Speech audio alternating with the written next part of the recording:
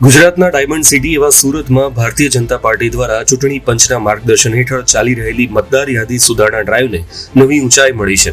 કેન્દ્રીય ચૂંટણી પંચના સ્પેશિયલ ઇન્ટેન્સિવ રિવિઝન અભિયાનના ભાગરૂપે 4 નવેમ્બરથી 4 ડિસેમ્બર 2025 સુધી ચાલતી આ પ્રક્રિયામાં બીજેપી કાર્યકર્તાઓ ઘરે ઘરે પહોંચીને બીએલઓ સાથે મતદારોની યાદી અપડેટ કરી રહ્યા છે.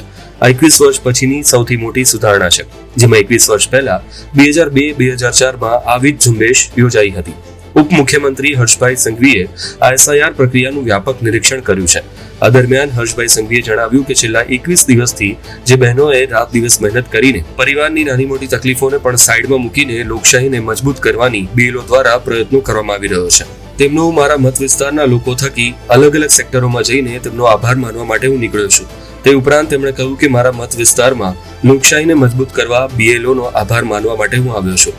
તેઓએ સુરતના વિવિધ વિધાનસભા ક્ષેત્રોની બૂથોની મુલાકાત લઈને કાર્યકર્તાઓ અને બીએલઓના કાર્યોનું મૂલ્યાંકન કર્યું. હર્ષ સંઘવીએ કહ્યું કે આ અભિયાનથી કોઈ પણ મતદાનક્ષમ નાગરિક મતદાનના અધિકારથી વંચિત ન રહે અને યાદીમાં ભૂલો દૂર થશે. એસઆઈઆરને એ થી એફ સુધીની 6 કેટેગરીમાં વિભાજિત કરવામાં આવ્યું છે, જેમાં એ કેટેગરીમાં મતદારોને કોઈ પુરાવા વિના નોંધણી મળે છે. બીએલઓ દરેક ઘરે 3 વખત જઈને વેરિફિકેશન કરી રહ્યા છે અને book a call with BLO જેવી ડિજિટલ સુવિધા દ્વારા 10,000થી વધુ નાગરિકોને લાભ મળ્યો છે. સુરતમાં ડ્રાઈવથી હજારો નવા મતદારો નોંધાઈ રહ્યા છે.